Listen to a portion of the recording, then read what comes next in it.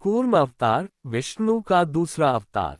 भगवान विष्णु के महान अवतारों की कहानियों ने कई लोगों का मनोरंजन किया है और उनके जीवन में उनका मार्गदर्शन किया है। भगवान विष्णु के प्रत्येक अवतार की इन छोटी और सरल कहानियों से बहुत कुछ सीखने को मिलता है। भगवान विष्णु के किसी भी अन्य अवतार की तरह कूर्म अवतार का भी बहुत महत्व है, जो एकमात्र कहानी से परे है।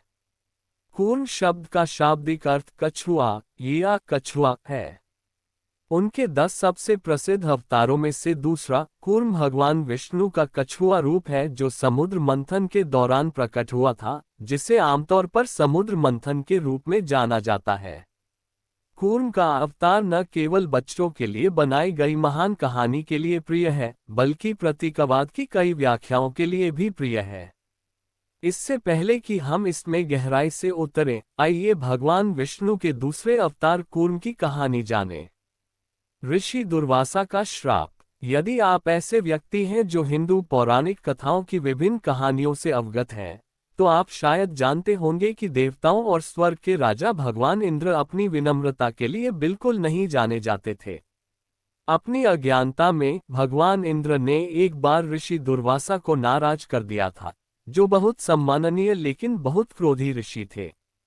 ऋषि दुर्वासा ने एक बार भगवान इंद्र को एक माला भेंट की थी, लेकिन उन्होंने भगवान इंद्र उस माला को अपने हाथी ऐरावत के सिर पर डाल दिया।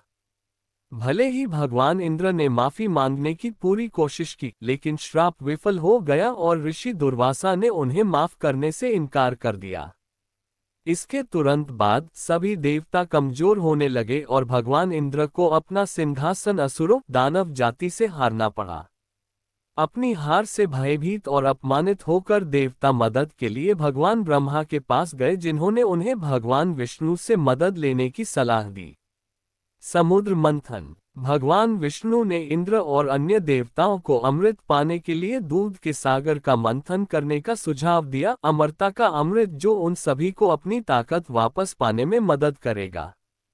देवता इतने विशाल कार्य की संभावना से भयभीत थे, इसलिए भगवान विष्णु ने उन्हें असुरों से मदद लेने का सुझाव दिया।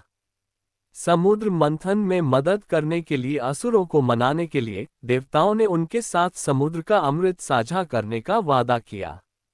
अधिक समय नहीं बीता था जब समुद्र मंथन के लिए मंदार पर्वत को मथनी की छड़ी, समुद्र मंथन की धुरी के रूप में उपयोग करना शुरू कर दिया गया था। हालांकि समस्या तब शुरू हुई जब पहाड़ समुद्र के तल में डूबने लगा। इसी महत्वपूर्ण क्षण में भगवान विष्णु ने मंदार पर्वत का भार उठाने के लिए स्वयं को एक विशाल कछुए के रूप में अवतरित किया। ऐरावत फूलों की गंध से चिढ़ गया और उसे नीचे फेंक दिया, जिससे ऋषि इस तरह के दुर्व्यवहार से क्रोधित हो गए। तब ऋषि दुर्वासा ने भगवान इंद्र को श्राप दिया कि वह अपनी सारी शक्ति खो देंगे और तीनों लोकों पर उनका प्रभुत्व माला की तरह नष्ट हो जाएगा। ठीक वैसे ही जैसे अगर हमें मोक्ष या जीवन का अमृत पाना है तो हमें खुद को सांसारिक भ्रम से दूर करना होगा। कूर्म जयंती। भगवान विष्णु के दूसरे अवतार को भारत में अधिकांश मंदिरों में वैष्णवों भगवान विष्णु के भक्त द्वारा कूर्म जयंती के रूप में मनाया जाता है। यह उनके कूर्म अवतार के जन्म अवतार के उपलक्ष्य में मनाया जाता है। हालांकि सभी मंदिर कूर्म जयंती मनाते हैं, लेकिन इसका उत्सव विशेष रूप से आंध्र प्रदेश के श्री कूर्मन श्री कूर्मनाथस्वामी मंदिर में भव्य होता है, जो भारत के विभिन्न हिस्सों से भक्तों को आकर्षित करता है।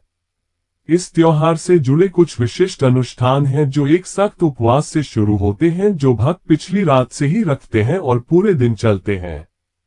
जो लोग कूर्म जयंती पर यह व्रत रखते हैं वे पूरी रात जागकर भगवान विष्णु को समर्पित वैदिक मंत्रों का जाप करते हैं।